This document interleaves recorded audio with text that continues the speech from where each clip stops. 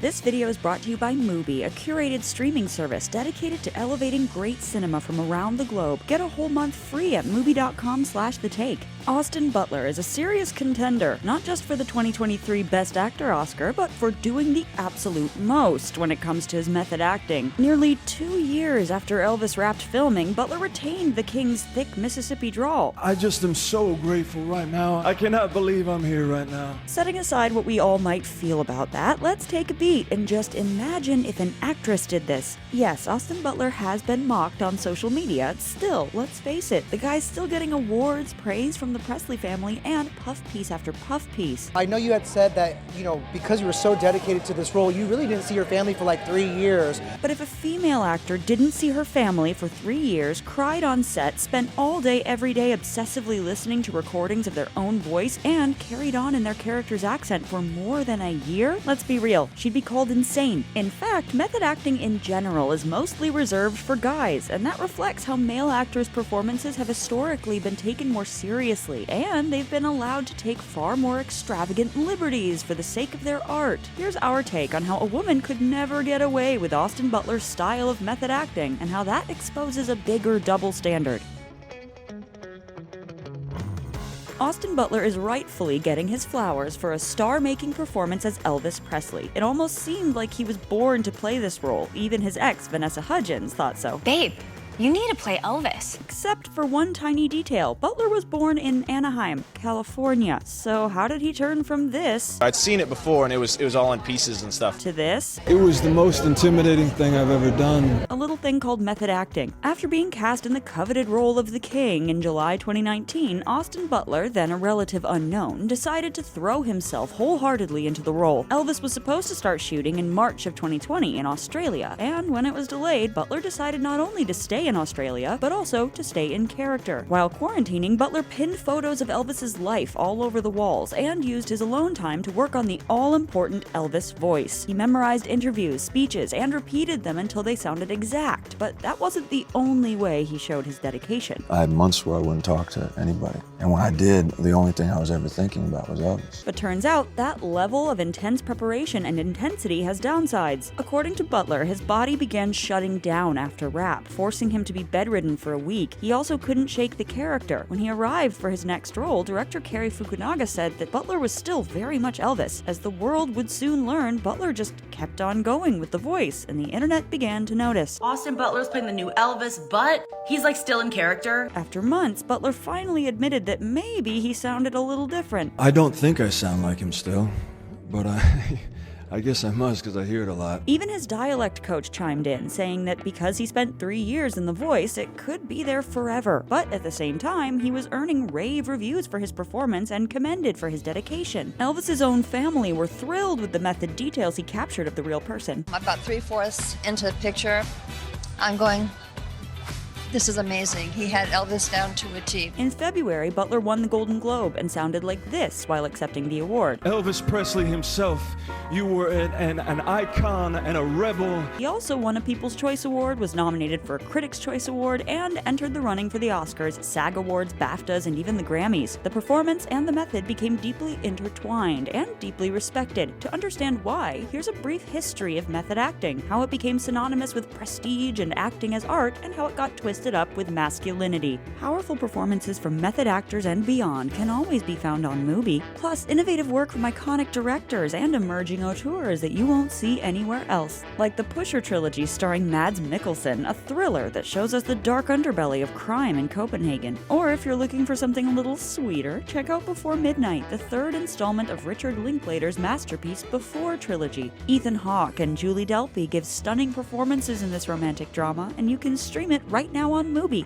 As a special gift to our viewers, MUBI is offering 30 days free. Just click the link in the description below to stream hundreds of great films. These days, with so many great performances out there, it can be overwhelming to figure out what to watch next. Subscribing to MUBI completely fixes that. Their team of curators handpicks every film they feature, so there's always something new to discover. They love movies as much as we do, so their recommendations are always top-notch. Click the link in the description below to get 30 days of MUBI now. When you hear the phrase method acting today, your mind typically goes to one of the following: classic movie stars like James Dean and Marlon Brando.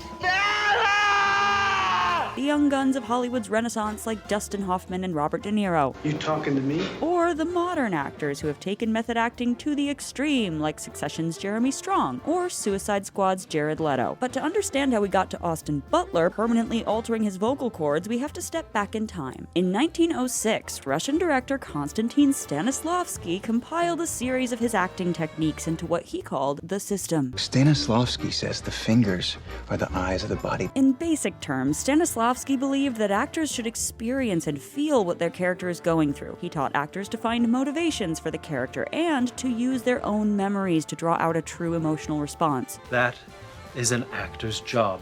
That and, pretending to be other people. After Stanislavski took off in the US in the 30s, nearly every big actor of Hollywood's golden age studied under one of three acting teachers, Stella Adler, Sanford Meisner, and Lee Strasberg, who were closely associated with Stanislavski's ideas, eventually known as the method. Because I will be employing the method of acting. One of Adler's students, Marlon Brando, revolutionized acting forever through his performance as Stanley Kowalski in A Streetcar Named Desire. To this day, Marlon Brando's acting isn't just seen as the pinnacle of the method, but even as the epitome of acting, the man who tortured himself for his art, as well as a raw, rugged, masculine ideal. He changed the idea of the type of person that male actors wanted to be. They wanted to be visceral, not polished. They wanted to be muscular. They wanted to be masculine. And he had a profound impact on the next generation of actors, including Al Pacino, Dustin Hoffman, and Robert De Niro. In his preparation for Taxi Driver, a young De Niro not only got his cab driving license, but also worked 12-hour shifts for over a month in New York City. For Raging Bull, the actor famously gained 60 pounds for the role, so De Niro tipped the scales, no pun intended, toward a new way of method acting that now involved changing your physicality and living as your character beyond the confines of action and cut. Daniel Day-Lewis famously doesn't break character while filming a movie. He remained in his wheelchair during and after the shoot of My Left Foot. He spent half a year teaching himself how to skin animals and build canoes in preparation for The Last of the Mohicans. That was good acting. Daniel Day-Lewis would have crushed that. Following in those footsteps, Leonardo DiCaprio ate a raw bison liver while filming The Revenant, and the Oscars have shown time and time again just how much they love not only method actors, but the legend around a performance. Since 1951, there have been 132 Oscars awarded for Best Actor and Best Actress, and 59 have gone to actors with some training in method acting.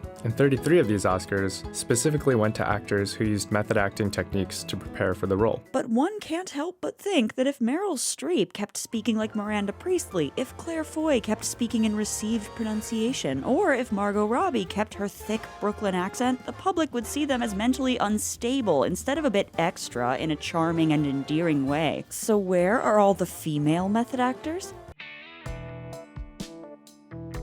Women have been studying method acting just as long as the men have, but they don't receive nearly as much of the respect, awards, or legendary status as actors. Elaine Stritch, Candice Bergen, and Cloris Leachman studied under Stella Adler, Diane Keaton, Joanne Woodward, and Grace Kelly under Sanford Meisner, and Strasberg taught Anne Bancroft, Jane Fonda, Ellen Burstyn, and even Marilyn Monroe. Strasberg, Marilyn's acting coach. She's nuts about the method. While all these women are of course Hollywood icons, history has forgotten that they were method, both because we inherently associate it so deeply with masculinity and because women's performances just aren't as idolized as men's, nor taken as seriously. Actresses have tended to use the method in the way Stanislavski intended, seeking a deep internal understanding of their character's inner life, motivations, and backstory. The only extreme external methods women are allowed to do: change their bodies. I have to thank our entire crew, Tony G, for transforming me. There are articles and award campaigns around method women's performances, but they almost exclusively revolve around actresses' astonishing weight loss or weight gain, or some version of physical transformation. Extra points if a beautiful actress makes herself quote-unquote ugly. Charlize Theron gained 30 pounds for Monster, and uglified herself won the Oscar. You know, like Charlize Theron in Monster? Oh, you're right. Now, judges love it when beautiful people suffer. Rosamund Pike lost and gained 13 pounds 3 separate times while filming Gone Girl. Oscar nom. Anne Hathaway lost 25 pounds for Les Mis and shaved her head and won the Oscar. Natalie Portman lost 20 pounds for Black Swan. Oscar. Rooney Mara underwent lip, brow, nose, ear, and nipple piercings to play the girl with the dragon tattoo. Oscar nom. And Hilary Swank? She not only lived as a man for a month and got her body weight down to 7% for Boys Don't Cry, but she also gained 23 pounds of muscle for $1 Million Baby. Oscar for both. But it's worth saying that none of these actresses had clickbaity stories about their behavior other than their body modifications. The Collider article, 30 Method Acting Moments That Went Too Far, features just 4 female performances. And this is because extreme method acting often entails behaviors that just aren't accepted from women. Sometimes the male method actor mainly tortures himself, like when Adrian Brody sold all his belongings for the pianist, Colin Firth couldn't get rid of the stutter he spoke in for the King's Speech, began having headaches and pinched a nerve, or Gary Oldman developed nicotine poisoning from smoking so many cigars while living as Winston Churchill. All 3 won the Oscar. But there are also stunts, when they're making others suffer. Sometimes it's relatively minor inconveniencing. For Lincoln, Daniel Day-Lewis forced the cast, crew, even Steven Spielberg himself to call him Mr. President. Sometimes it's more demanding. On the set of My Left Foot, Day-Lewis played a character with cerebral palsy. The crew was forced to feed him his food and even carried him between sets. And sometimes it's worse. Dustin Hoffman verbally harassed and slapped Meryl Streep on the set of Kramer vs. Kramer. Again, he won the Oscar. Jim Carrey remained in character as Andy Kaufman 24/7 while filming Man on the Moon, leading to drunken tirades, crashing a convertible, and even storming into Steven Spielberg's office demanding to talk about Jaws. Golden Globe nomination. Only recently has there been growing concern, criticism, and at times backlash to extreme method acting. This method acting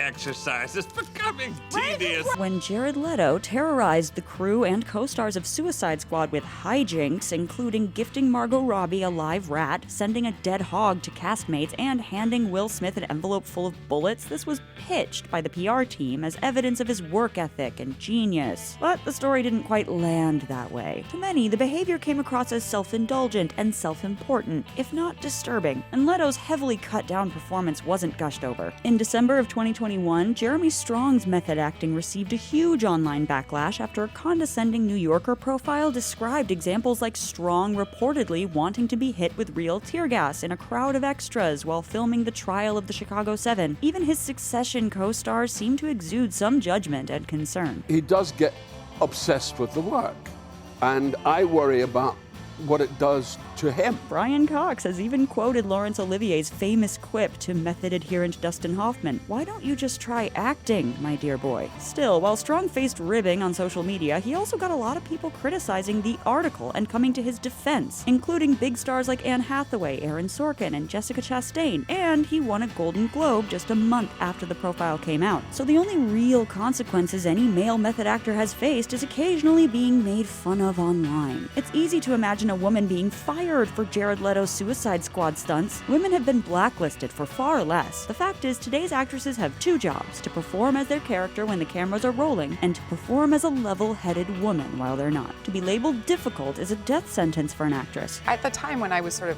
mouthing off and voicing my opinion about whatever, I didn't quite realize how fast it could, spread like a wildfire almost. The closest female comparison we have to a Butler-like method mania comes from Mother Monster herself in 2021 when Lady Gaga starred as Patrizia Reggiani in Ridley Scott's House of Gucci. Between pre-production and filming, Gaga stayed in character for a year and a half and spoke with an Italian accent for 9 months. Like Butler's awards campaign, Gaga's centered on elaborate tales about her extreme method acting. Living as Patrizia included writing an 80-page autobiography, carbo-loading with pasta and bread, and taking photographs of things Patrizia would find beautiful. I have a sort of romantic relationship with suffering for your art that I developed as a young girl. And it just sometimes goes too far. But there's a reason that she's the only actress with this publicized level of stuntery, and that's because, well, she's Lady Gaga, a star who became famous for her stunts, her costumes, her aura. It's part of the package. Also, crucially, Gaga's accent did not continue after filming. Father, son, and house of Gucci. And still, the results of Gaga's and Butler's publicity turned out quite differently. For her efforts, Lady Gaga received mostly positive reviews, with many expecting an Oscar nomination. But critics were harsh when it came to The Voice, with some calling it borrowed from Mario Brothers, infamous, and Slavic. So she puts in the work, tortures herself, goes what most would consider to be too far. Sounds like the male formula for an Oscar, right? Wrong. While there's no way to know why Gaga ultimately didn't get the nomination, it's clear that Austin Butler was perceived as taking his work so seriously. seriously, and Lady Gaga, on the other hand, was seen as taking herself so seriously. Method acting changed the craft forever, leading to more realistic, naturalistic, and thoughtful interpretation of character. But somehow it also transformed into a way to show off one's masculinity through endurance, hardship, and suffering. The problem is, women aren't allowed to go to the insane lengths of impossible demands and erratic behavior as men with method acting, so they're not considered to be as dedicated. Quite the catch-22. It's just one of many discrepancies that still exists in Hollywood, like how films centered on male characters win more awards. Actors and actresses are still not paid equally, and this year there are, again, no females nominated for Best Director. Maybe one day we'll live in a world where actresses could send bullets to their co-stars or crash a car in the name of art. But for now, they'll just have to act. He has methods. Sociopathic methods.